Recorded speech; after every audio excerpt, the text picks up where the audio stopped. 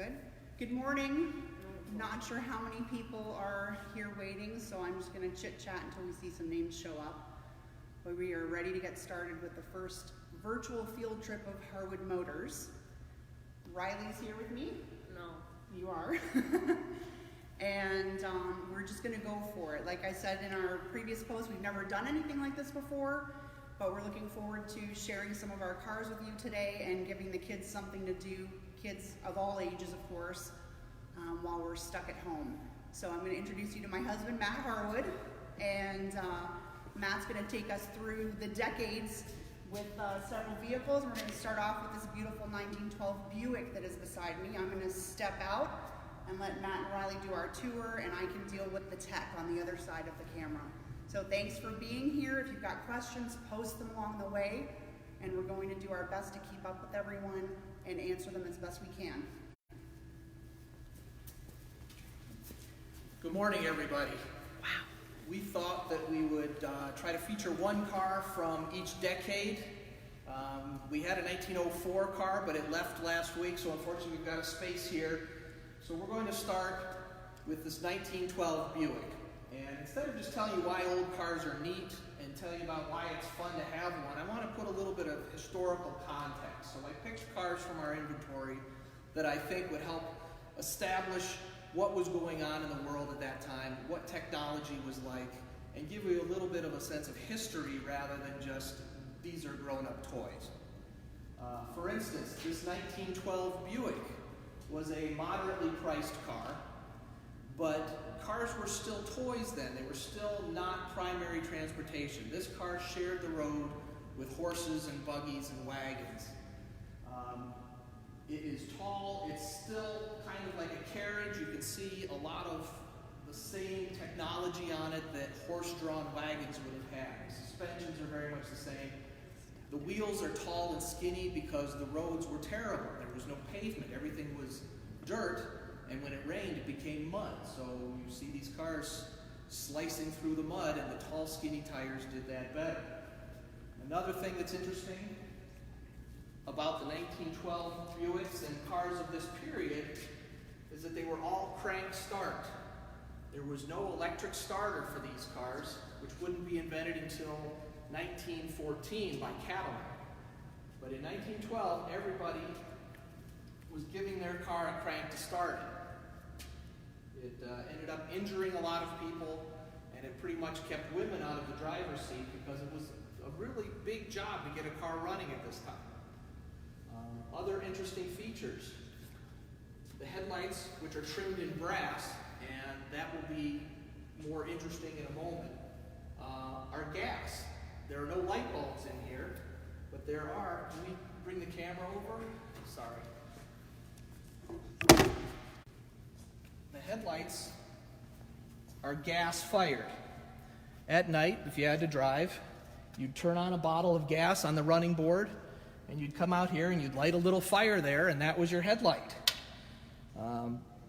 They weren't particularly effective, but it was primarily so everyone could see you coming.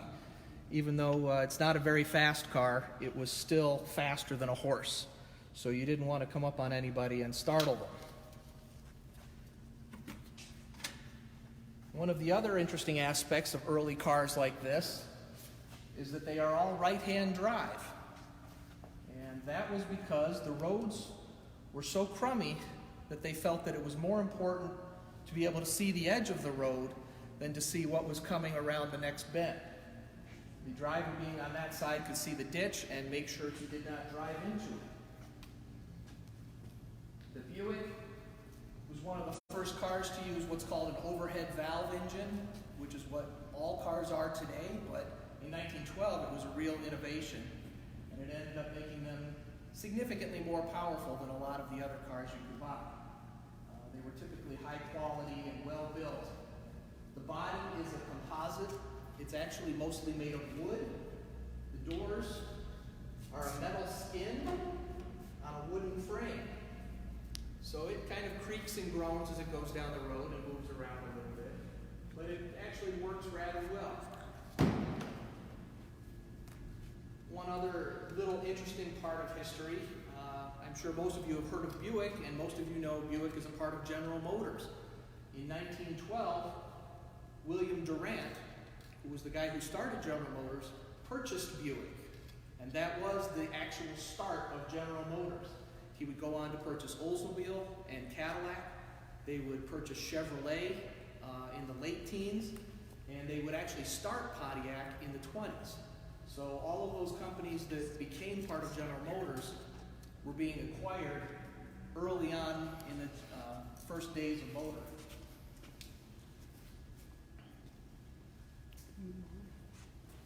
So this is basic early car. Fairly crude, but surprisingly capable. And one thing, if you don't take anything else with you, remember that these were tools. It transformed the way America worked in the world. So it's not just a toy. And looking at it today, it's easy to think, well, they're just shiny and we only use them on special occasions. But this car 100 years ago was somebody's transportation. They drove this to work, they drove it to the market, they drove it to the general store to get feed. It was used as a car in bad weather, in good weather, in the dirt, in the snow. They didn't treat it as anything special. It was just a tool, and it's important to keep that in mind.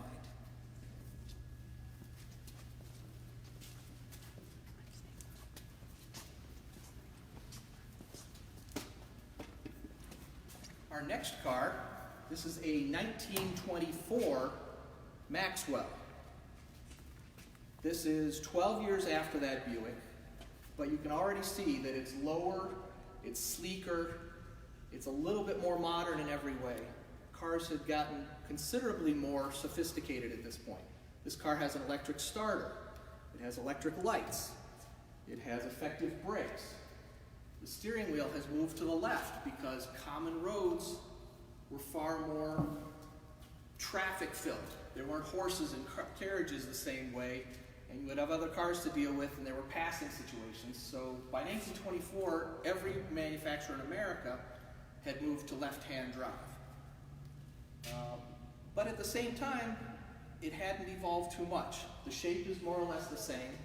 You can see that they are both very much the same body style. There is still some brass trim. These are electric lights now, but this brass trim and nickel. There was a time where there was a transition between the two, and by the mid-20s, the brass was being phased out and you were seeing far less of it. But on the other hand, this car still only has two-wheel brakes. There are no brakes on the front of this car. It really doesn't go fast enough to need them, but it was starting to become a problem as roads got better and the cars got more powerful. The 1912 Buick has about 35 horsepower.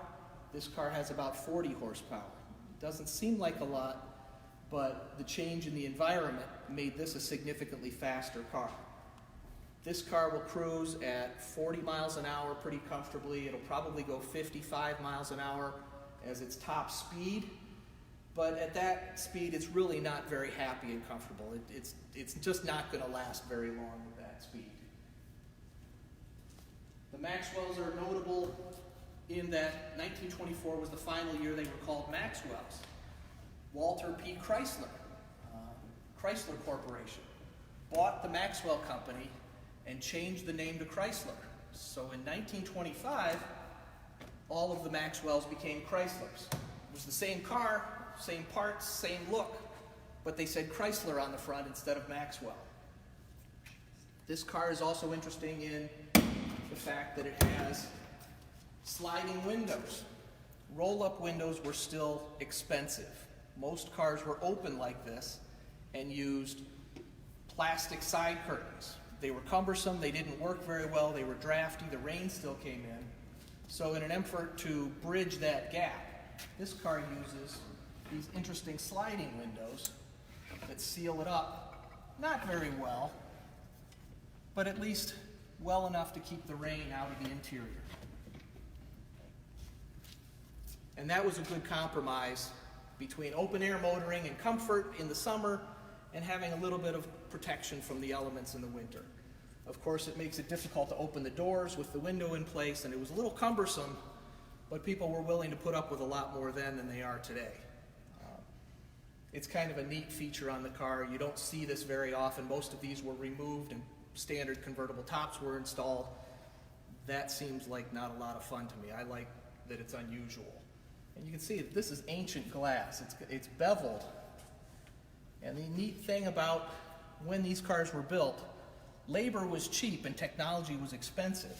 So you had these beautiful designs and these craftsmen building even the ordinary low-priced cars like this had beautiful components on them because they could afford to pay the guys who knew how to do it to do a good job. And I think that's part of what makes old cars so neat, is that you see how technology evolved. And we're going to move on to our next car, which is one of my all-time favorites here at Harwood Motors. This is absolutely a spectacular machine. It's so big we can't even get close enough right now. You can see a significant step forward. This is a 1932 Marmon 16. It is the biggest, fastest, most powerful, and most expensive car you could buy in 1932. Where a Ford cost $400, this particular car was built in Indianapolis. I like to liken this to a luxury car built by race car drivers, but it's absolutely extraordinary. You can see it's immense. It was powered by what was at the time the most sophisticated and powerful engine. It's an all-aluminum 491 cubic inch V16 engine. It was rated at 200 horsepower, but probably makes closer to 250.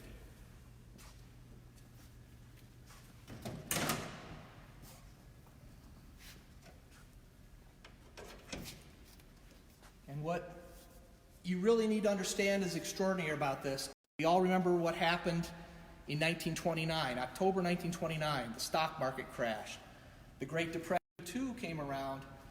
There were no people who could afford a car like this, very, very few. As a result, only about 300 of these were built. About 70 remain today. And the interesting thing about this one is that it was custom made for John Rockefeller's youngest daughter. John Rockefeller, of course, was probably the wealthiest man in the world. This was a wedding gift from her husband to John Rockefeller's youngest daughter. And it was custom made for her.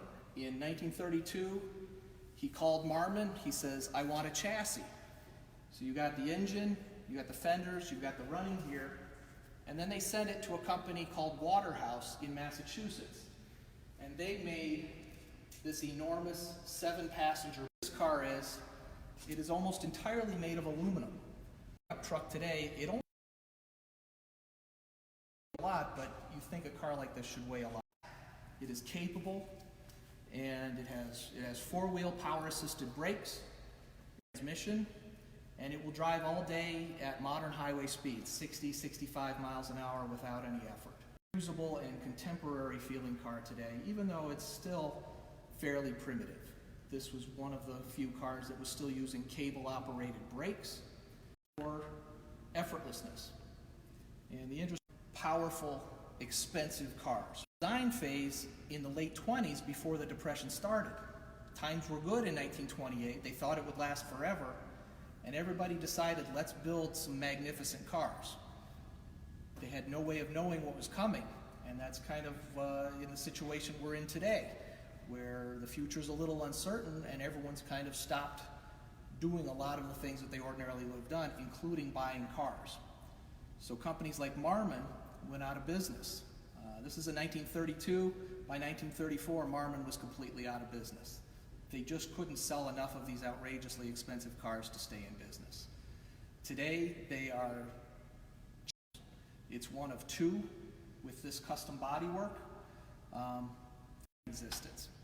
So it's a fairly extraordinary find and a great milestone in terms of the really over-the-top engineering. To show that engine again, the most remarkable cylinder engine, but that it works so beautifully. It is silent. It is as smooth as an electric motor. And they did all this without computers or calculators. Every single part on this engine, a guy with a paper and pencil drew a picture of it, handed it to another guy in a machine shop, and that guy made the part, and they put it together, and it works incredibly well. This car is just effortless, and that was the whole idea behind these gigantic engines, was that you don't have to shift gears. This car will go from about a walking pace to 100 miles an hour in third gear without any shifts. And in an area before automatic transmissions, that was very important. It made this car very, very easy to drive. We're going to skip ahead about another decade now. Give us a second, keep losing the signal. Are we in a good spot?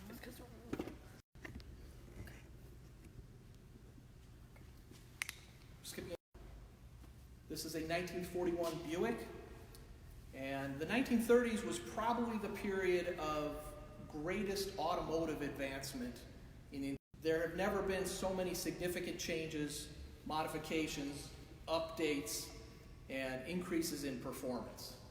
You can see by 1941, they were just 9 years earlier. It's lower, the headlights have moved into the fenders, and they're using what they called at the time streamlining, or what we would call today aerodynamics, to help the cars move through the air a little bit more efficiently. This particular car in 1941 was the biggest, fastest, most powerful, and most technologically advanced car you could buy. Buick management decided that they would just build the best cars they could. And in fact, this particular car is a limousine, and it seems strange to hear about a Buick limousine, but it is a 7-passenger limousine with a divider window. This car was so good that Cadillac managed to knock it off, Buick. You guys are building cars that are too good and you're hurting our business. So after 13 months of production, they stopped building these simply because Cadillac complained. It was too good. By 1941, all cars had 4-wheel brakes, of course, and they were hydraulic. Even Henry Ford, who was the last to adopt hydraulic brakes, he had hydraulic brakes on his car, which was a significant advancement in terms of safety and reliability. Steering was light, and cars like this were capable of cruising all day at 65 miles an hour. It was the second year for turn signals on a car. We take them for granted today, but when that Marmon was built, you still had to stick your hand out the window to tell people what you were going to do. But by 1941, we had turn signals. And I would argue that nobody built a bad car in 1941. I think, given what was going on in the world, Europe was at war and America knew that it was only a matter of time. I think we all know what happened December 7th, 1941, which is when America was drawn into World War II. But I think the automakers understood that the cars they sold in 1941 might be the last cars that anybody buys for quite a long time. So they seemed to pull out all the stops in terms of styling, horsepower, comfort. Every trick they knew, they seemed to go the extra mile, and everybody built an excellent car. Let's look inside.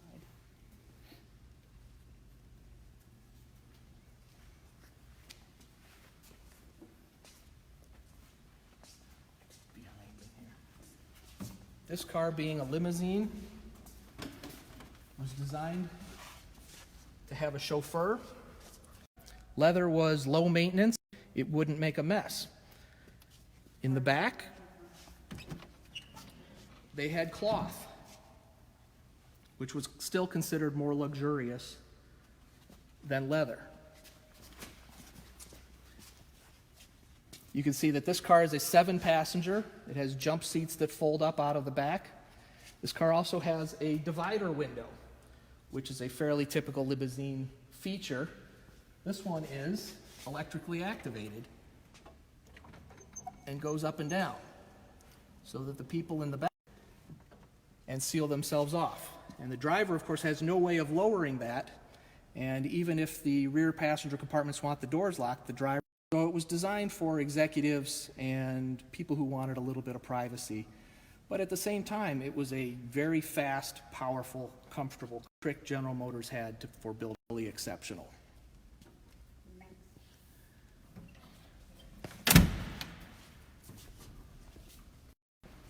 This next car you might recognize if you're in the area. This is my wife, Melanie. probably seen this pink 1956 Chrysler booming. Cars had really become excellent basics. They knew how cars should work. They were all fairly standardized. Now they could focus on more horsepower, more comfort, more smoothness. The highway system, so high-speed travel between cities was possible, where before you would have to drive on surface roads. It became possible now to travel anywhere in the country at high speeds and more powerful. Comfort was becoming more important as well, not just in terms of being able to ride smoothly, but this Chrysler has power steering, it has power brakes, it has power windows, it has a power seat.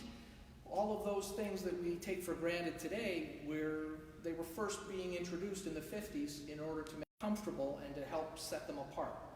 Chryslers were high-end cars, so you could get a lot of these things on. It was a really remarkable addition. My father tells a story of when his father brought home their first car with power steering, a 1953 Pontiac, and for about 2 hours the wheel so all the neighbors could watch how easy it was. No one had ever seen that before. These are this car's original colors.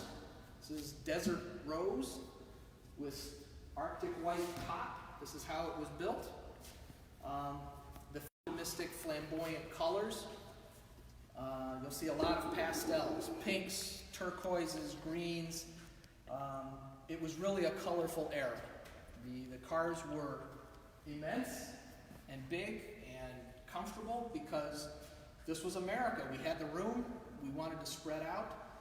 This is what gave rise to a lot of the suburbs, the ability to commute to work comfortably and quickly. So all of these things in terms of how our lives are lived and the way our cities were created kind of come from the automobile and the freedom that it gave us.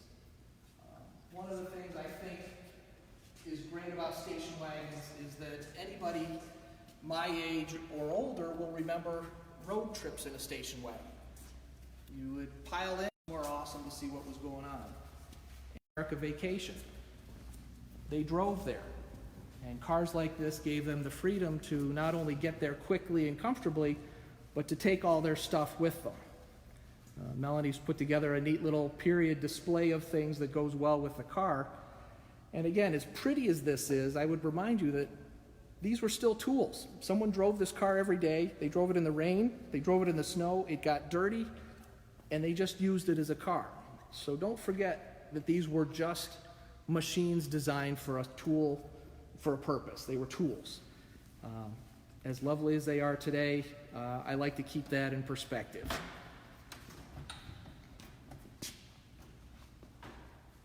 And Melanie would like you to notice also the awesome green plaid interior, which is also correct for this car and very 1950s.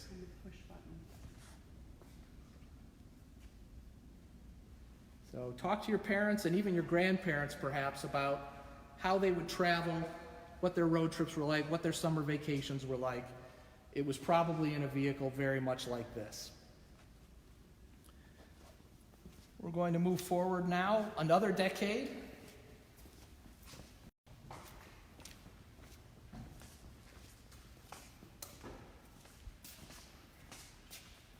Most of you should know what this is. This is a Ford Mustang. It is the start of a new kind of car.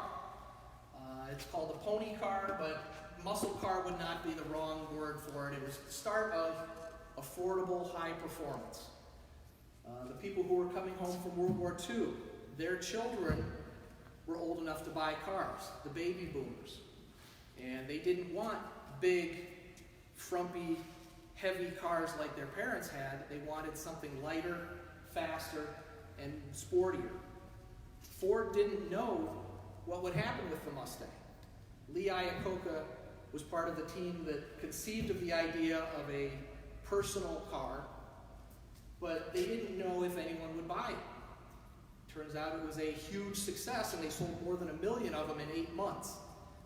They couldn't keep up. They converted 2 additional factories from other types of cars so they could continue to build Mustangs. And I think the appeal of the Mustang was that it's really good looking. Even today, this is really a good looking car. But also that it could be anything for anybody. If you wanted an economy car, it came with a 6-cylinder. If you wanted a fast car, it came with a 271 horsepower V8 and a 4-speed. And if you wanted something in between like this car, which has a V8, but it also has a lot of luxury features. It's got a comfortable interior, it's got air conditioning, it's got power brakes. All of those things changed the way the Mustang interacted with its owner. And you could pretty much tailor it. And I think that was a big part of its success. Today, you have option packages. If you want air conditioning and a stereo, well, you also have to buy the heated seats and the sunroof. But when this car was built, if you wanted black seats and a green exterior and a white top, no problem. If you just wanted air conditioning, no problem. If you wanted just a 4-speed transmission, no problem. They would build the car just the way you wanted it, and that kind of factory tailoring was probably a big key to its success. They were also fun to drive. They're fast, they're reliable, they're simple. They hated having a car that was stylish, but not expensive to buy or maintain.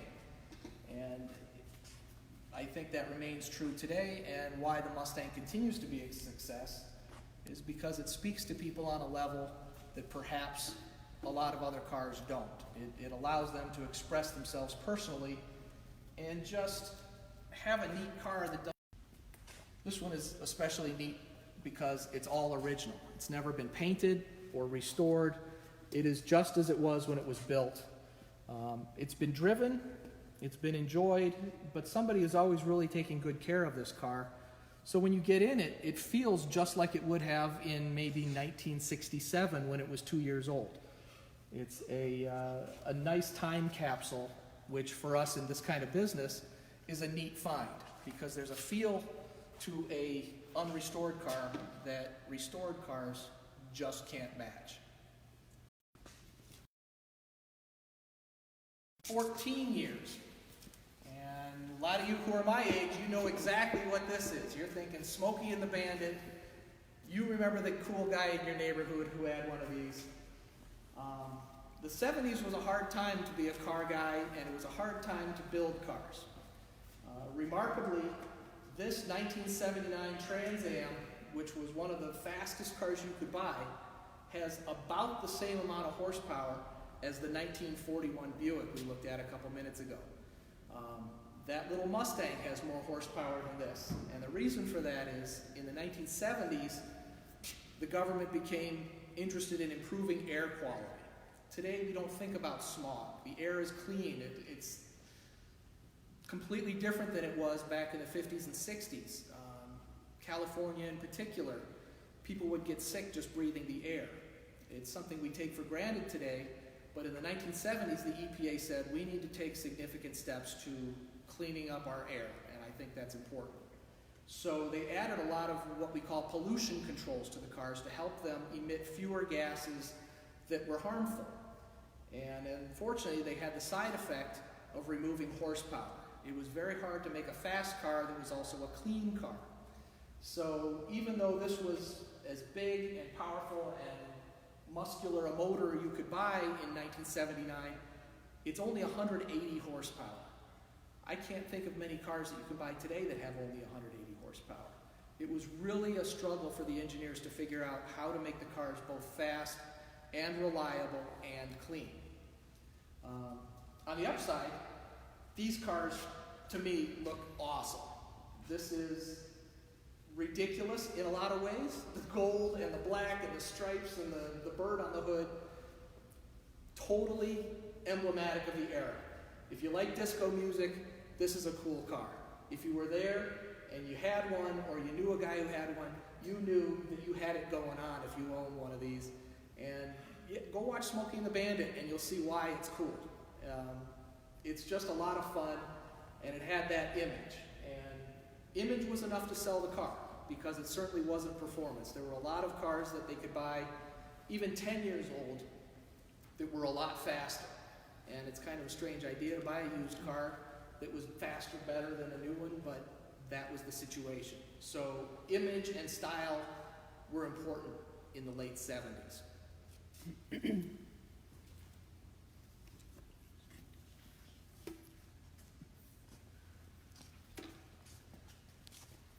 Something else you might remember is T-tops. Probably been a long time since anyone's seen T-tops, but these cars have panels that are removable. America had not built any convertibles since 1976 because automakers assumed that people didn't want them. Air conditioning was becoming more common, and safety regulations were cutting down on their ability to do it. So T-tops were seen as an acceptable compromise, and I think you can't have a Trans Am without T-tops. That's just blasphemy if you can't do both.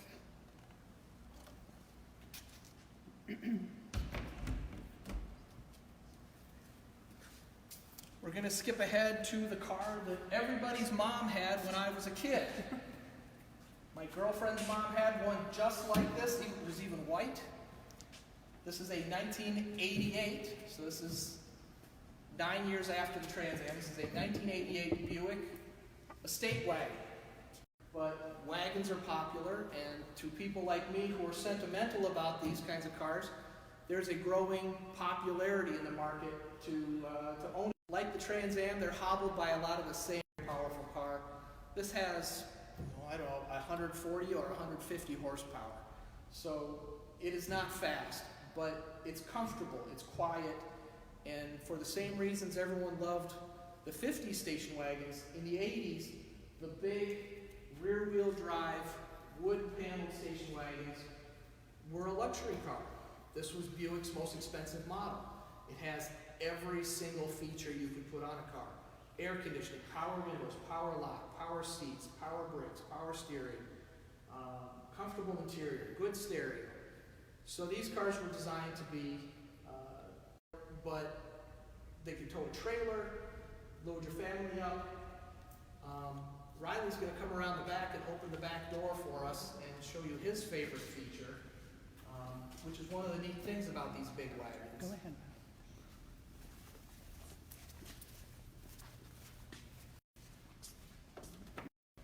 You got your standard front seat, your standard back seat. And most of these big full-size wagons had a, as with most General Motors wagons, is facing backwards out of the back window. If you ask some of your buddies, they'll probably remember seeing a lot of road trips and watching the cars behind them as they're driving down the highway. Down and plenty of cargo space, and the roof racks are there to actually carry your gear.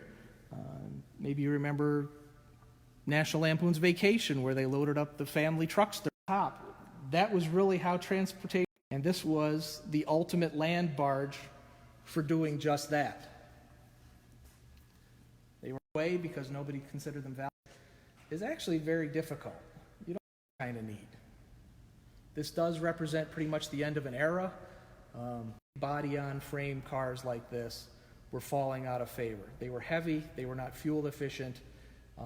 It was getting increasingly difficult to make them pass crash stain the way cars were built, switching to front drive and unibody. I'll move on to the next one. Front drive and unibody construction. One last gasp. This is a 1995, the last of the big V8 rear-wheel drive, body-on-frame, traditional American cars. This one is neat because General Motors said, we're going to take our biggest, heaviest, most softly sprung luxury car, and we're going to turn it into a performance car. They did that by stuffing a gigantic Corvette motor in it, by putting big wheels on it, and kind of giving it this monochromatic paint job. It actually turned out to be an awesome car, and these are a lot of fun to drive, and if you're a fan of just that big old car feel where you're isolated, this is the right kind of car. But this is also the end of an era. On the plus side, fuel injection was common on these cars. The Buick was the last car General Motors built with a carburetor. By 1995, most of the cars had fuel injection, which transformed everything. The Buick had 140 horsepower. This car has 260. Horsepower was easier to find now with the wonders of a computer and fuel injection managing the engine.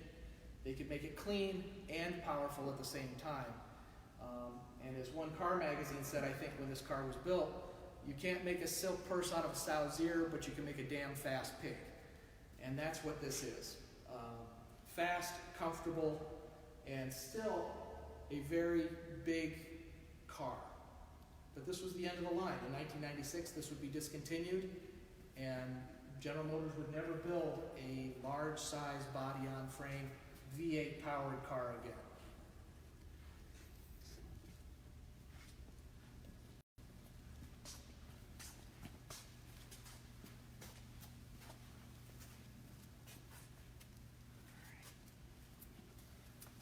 We're going to skip ahead another 10 years. It's now 2005.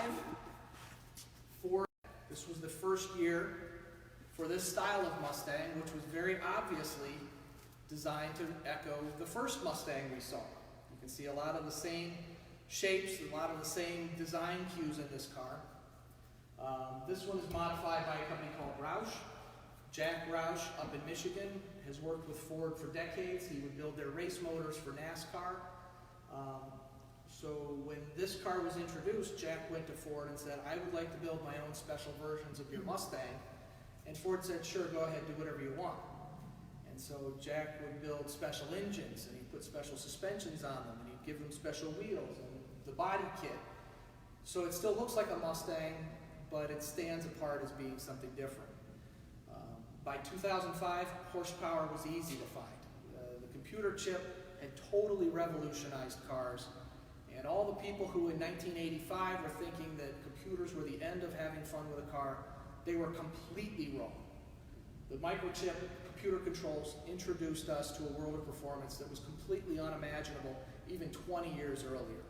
This car has 360 horsepower, which is so probably as much as two 1965 Mustangs with 6-cylinder engines. It is smooth, capable, comfortable. It's got every possible luxury feature you could get. The amount of stuff they cram into this little car is really extraordinary. And it's still unbelievably fast, unbelievably comfortable, and it gets 26 miles per gallon, which is really the extraordinary thing. Thanks to fuel injection and overdrive transmissions, we really have a no compromises kind of car. And even, you know, this car being 15 years old, it doesn't feel primitive. It feels very much like a contemporary car. And that's where I think we sort of lose track of history, because the early days, the cars changed a lot every year very rapidly. But since about 1990 or so, the cars have only made incremental changes. And I think the contrast is probably most noticeable when you look at cars like this Mustang, where they've gotten faster, but there's a limit to how much they can really do. Cramming more horsepower in wasn't necessarily the answer, but to make a balanced package. But we're going to skip ahead 15 years now and look at another Mustang. Before you go on, one of the questions we had was, what is the oldest car in our showroom, which was the 1912 Buick, and what is the newest car? And here we are at the newest car. This is the newest car. This car is only 10 days old. This is a 2020 Ford Shelby GT500. This is number 177. Who knows if they will build any more? So at the moment, this is the only one. You can see that it's an evolution of that. There's still a lot of Mustang design cues. You can still see that this is a Mustang, although this one has vents and spoilers and scoops, because this car has 760 horsepower from the factory with a warranty, which is mind-blowing to me, because it's like giving a toddler a loaded gun. This is a seriously fast car. It is a race car that's been fitted with air conditioning and comfortable interior so you can drive it on the streets. It's every technological trick Ford knows. And again, without fuel injection and without computers, I don't think we could have reached this level. Because not only is it astronomically fast, It's also comfortable, it's reasonably quiet, and it doesn't pollute, which is very important if you're going to build a car that anybody wants to buy today. The neat thing about these, again, is that Ford will let you custom tailor it. For many years, they would just say you could have your choice of these colors and an automatic or a manual transmission. That was it. This car, this color was an option. It cost $5,000 to paint it this color. You could get stripes on it, which the gentleman who ordered this car wisely chose not to do. The wheels, you could customize those. These are made of carbon fiber, which is the first time a production car has ever had carbon fiber wheels.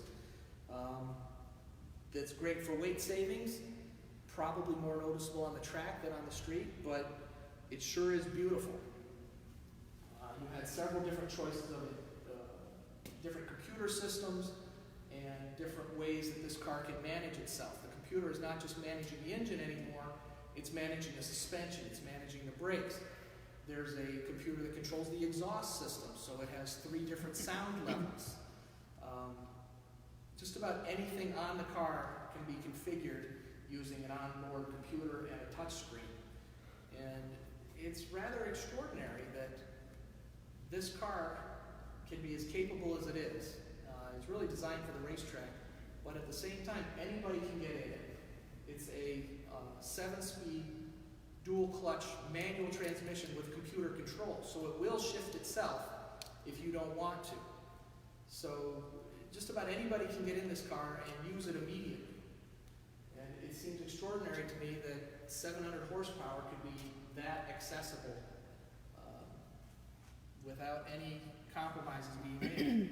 As recently as the 1980s, 700 horsepower was virtually unachievable, and today it's becoming fairly commonplace. And for any of you who might be thinking that the 60s were the golden day of muscle cars and horsepower, you are wrong. We are living in the golden days of horsepower and muscle cars. A modern Honda minivan is as fast as the biggest, nastiest Hemi Cuda from the muscle car era. So embrace what the microchip and technology have brought us. Cars are faster, more powerful, more comfortable, and cleaner, with no real downsides. This is as good as technology can give us, and the fact that they remain so affordable seems fairly remarkable to me. But that's pretty much the history of cars in a nutshell, using what we have here. If you have any questions, We've got a couple questions I'd be that I happy to was answer them. hoping to answer. We've got someone who is asking if we could just glance up to the GTX that's on the lift beside us, so they can see it a little bit. I don't know if we can walk around to the side, take a and Matt walk can tell us a under it. little quick, just a quick introduction. that is a 1969 Plymouth GTX. That car does have a Hemi in it. It's got a Hemi. That was found in Montana as a bare shell and restored at astronomical cost to probably better than new condition. But with a Hemi in it, that was probably the fastest car. Someone else asked, someone named Jimmy, who's in a pickup truck in the middle of our main photo, and that is the Power Wagon over here, and maybe we can just show a little bit of that truck to Jimmy if he's still watching, because this is one of our favorites. Test drive video of this truck on our page that you're on right now, so you can certainly watch that, Jimmy, if you're interested. Riley, do you want to open the door? Yeah. See if we can show the running board.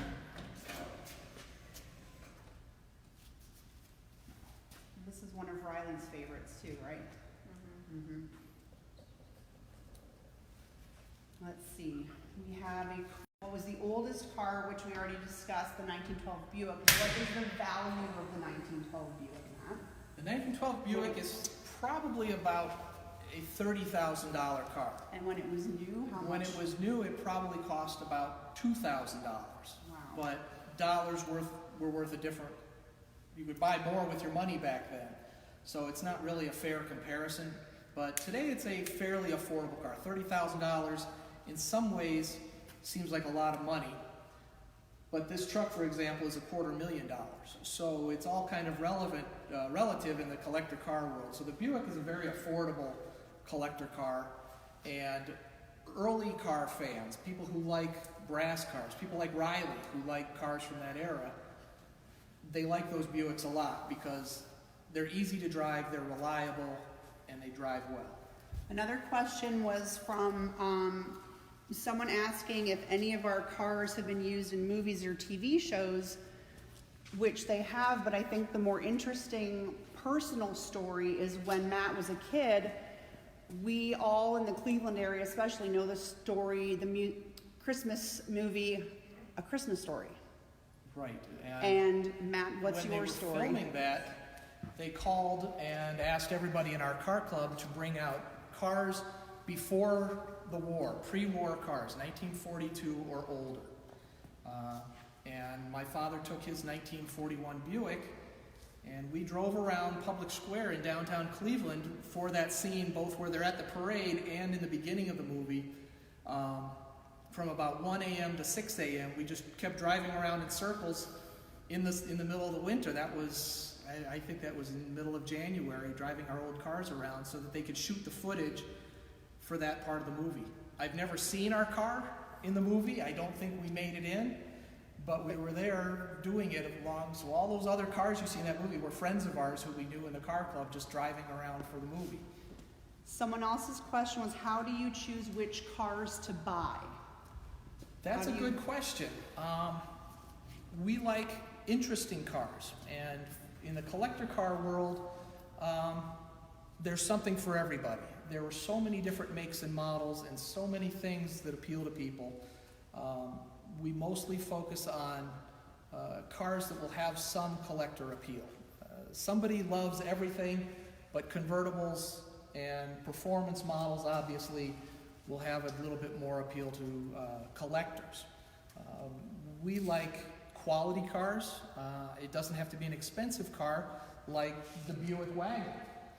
That'll be about $12,000, but it's a good car that somebody can enjoy right away, and it's interesting. You haven't seen one of those in a long time, and it stands out because it's very nicely preserved. Somebody took good care of it. So those are our primary criteria: interesting and good quality. And I think that's it for our questions for now. So you can.